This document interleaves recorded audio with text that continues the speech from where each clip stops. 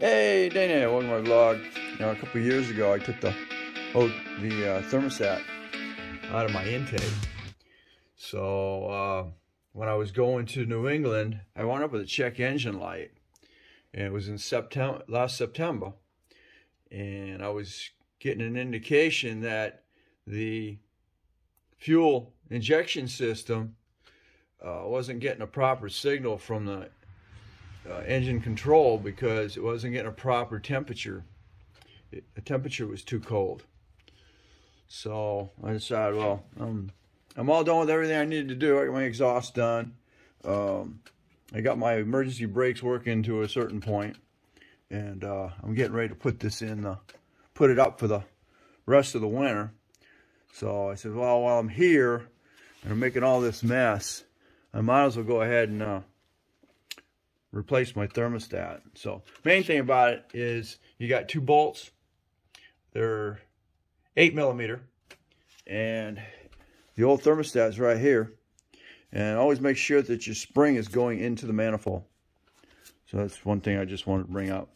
And then you got to remember, you got a aluminum intake, and you got steel bolts.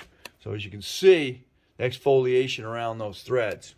Make sure they're going in straight. Don't cross thread them or you're screwed. A quick procedure. I got my pump, and I pumped as much fluid out of there as I could, and you're gonna have to bleed it, and that's what that is. So once you get that replaced, then you're gonna have to bleed, get it up to normal temperature and bleed it off.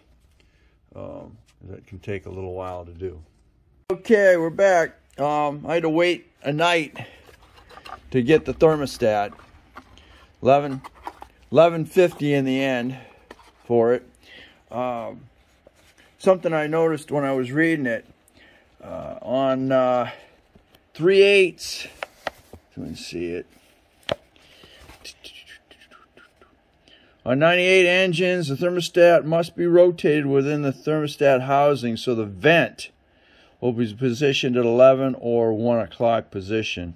2. Some models, thermostat housing, have a notch tab, so you automatically put it in the correct position. On models that use a conventional paper gasket, apply a thin coat of RTV, which is what we got here, is the Black Max, to the gasket, position on the engine. Put it on the engine side over the thermostat. Make sure the gasket holes line up with the holes for your bolts.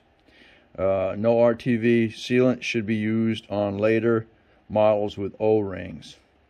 Unfortunately, we're getting cheaper every day, every year now. This didn't even come with a gasket, and doesn't even have a vent. Here's an old one that I had. I said I wasn't going to use it. I was go ahead and use the new one. As you can see how cheap it's getting. I don't know what's in there to activate it, but as you can see, that's copper, or brass, should I say? Pretty sure that's a brass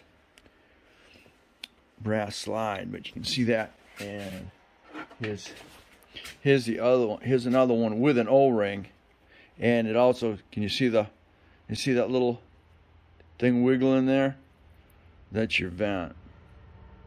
So these are all older ones, and I wanted a brand new one. So here we go.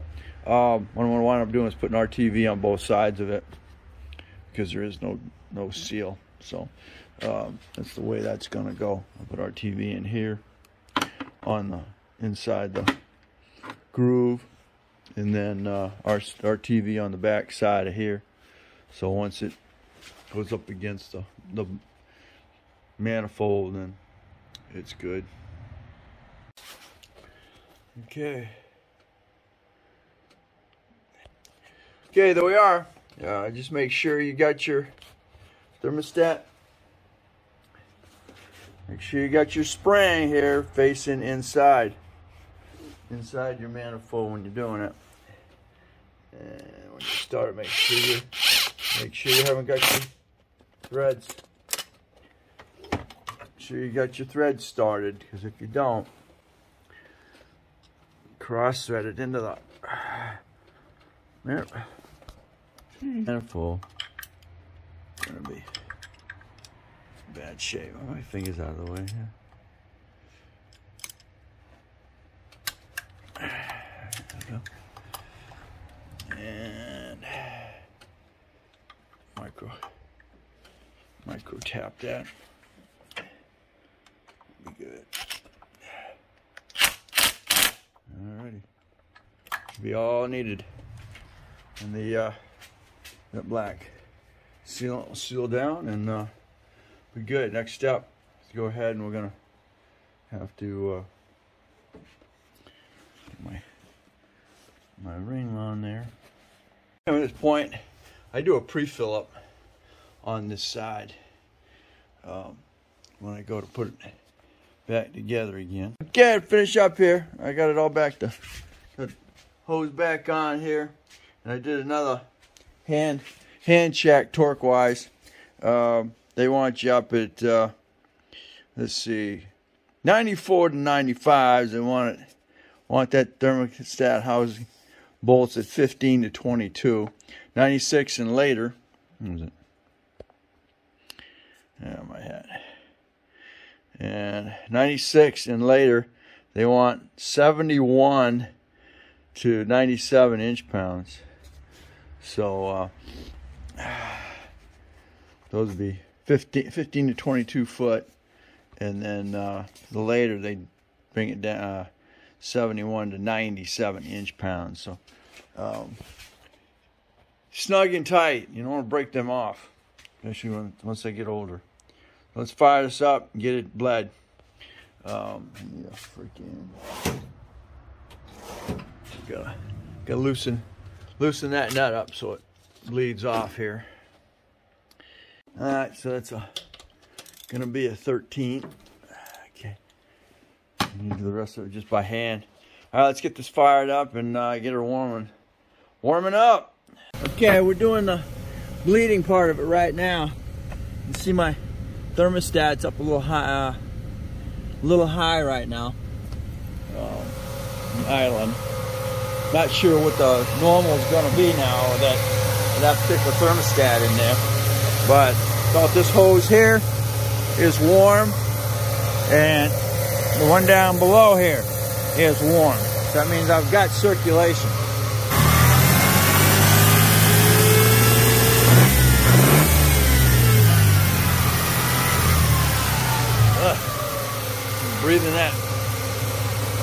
Breathing that coolant, yeah, not good on your system.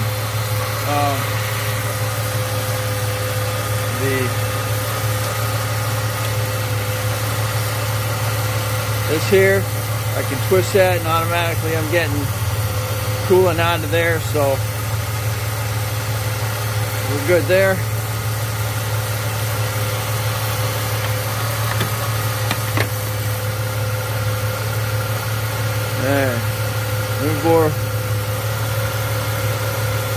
Remove before radiator refill, engine start.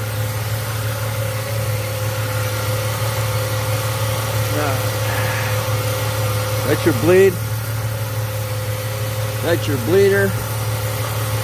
That's your sensor on your dash. You got heat here and heat here. That means the thermostat is functioning.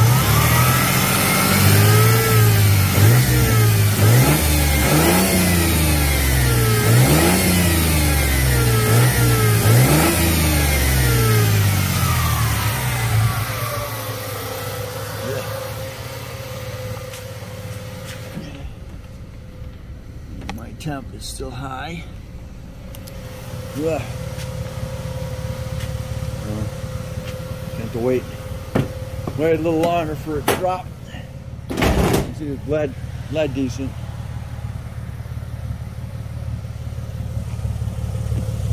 Sounding pretty good with the duals on there now.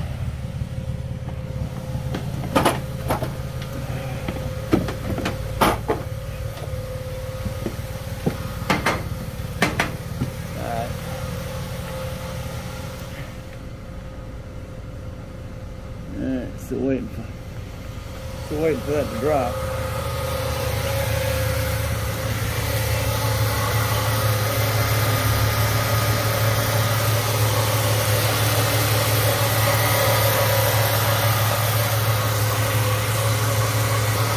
And my question right now is why my fan hasn't kicked in for cooling.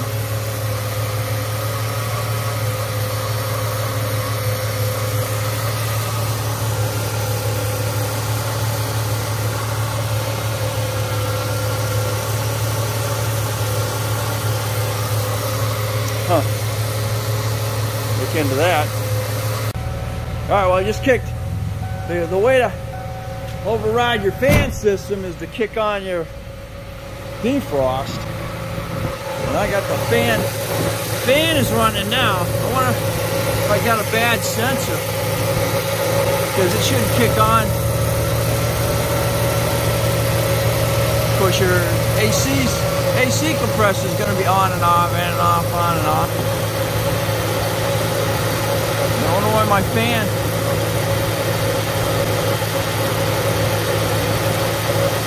Why my fan is not cooperating. I'll bring my temperature down a little bit, but I gotta look into that. Maybe I got a bad sensor. I can't remember whether it's this one here or that one there. Which one's giving me what information? Okay, I'm troubleshooting my fan system. So what you have when you have your AC on is high fan. Your fuse for that is a 60 and it's located right here. So as you can see, my fan's not running.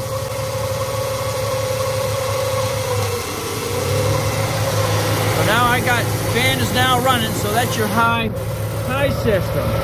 What I'm missing is my low system, and it could be because of this sensor right here. This sensor here is your temperature sensor that runs your gauge.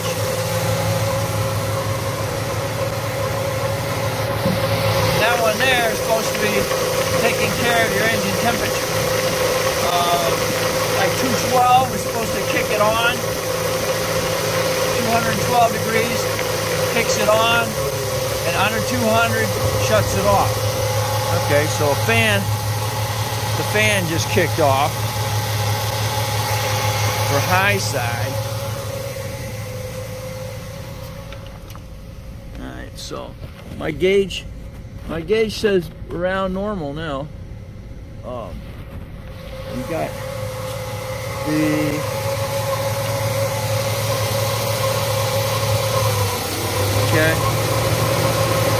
kick back on again. AC just kicked back on again. So all these are running, everything here is running normal.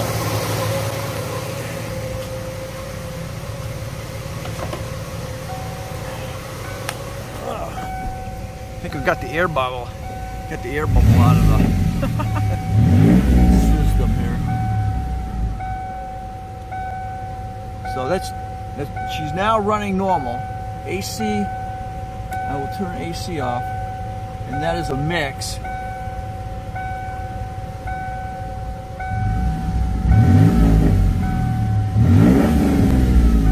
Sound pretty good now. I got the duals on here.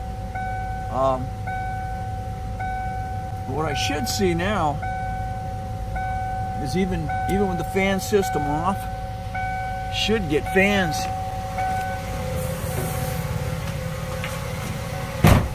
Fan should come on when she's come on. I may have to see if I got a bad. If I cross those, I should get fan. Oh, okay. Fan just came on. Oh, that's because I disconnected this. Okay.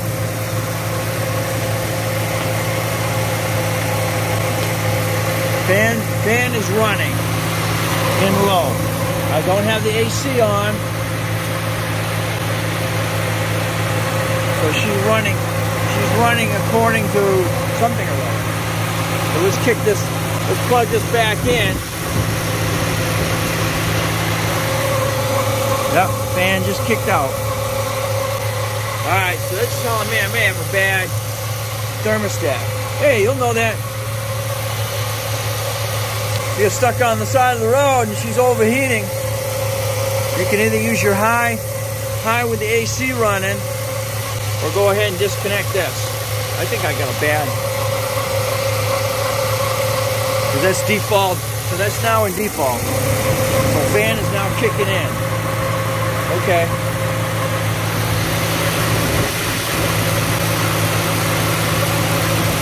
I may have a bad.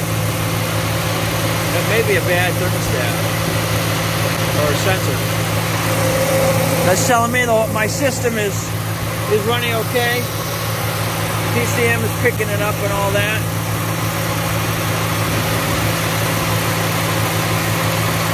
I think this is bad because it's not kicking on when I want it to, right? Technically, she's above normal.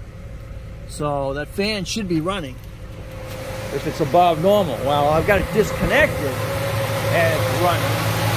But the minute I kick it, the minute I plug it back in, fan's gonna shut down. So I think what we got, I got a bad sensor here. Because when it gets above says 212, and that's on the high side of normal. So it's telling me I got a bad. It's now telling me I got a bad sensor. But the system overrides when I go to AC or mix. Alright. So technically the way to check that is I gotta use ohm meter. Okay, now I got the engine, the coolant temperature sending unit. That's the one that's going to your gauge. Back here you have the engine cooling fan circuit system. All models have a 2-speed fan mounted plastic system. The operation is controlled by the PCM and the constant control relay module, which is incorporated a high and low speed fan relay and the AC relay. Coolant temperature sensor signals the PCM of the engine temperature, and the constant control relay module turns on the fan on a low speed when coolant temperature reaches 221, and then turns the fan off when the temperature is below 200 degrees. The high speed portion of the fan only operates when the engine is hot and the AC is on. If the fan operates continuously, the fault could be your constant control relay module or your coolant temperature sensor. So that's what I'm going after right now, because well, it's not running constantly right now. That would mean it would be stuck in that. But when it's not coming on, it should be sensing that at 221. So back here, warm the engine up until the gauges says normal indicated. Indicates the high side of normal. The fan should come on. If not, check cooling fan fuses, which I already have, and the junction pile, which I already have. The fuse checks okay. Disconnect the electric connector from the electric fan motor.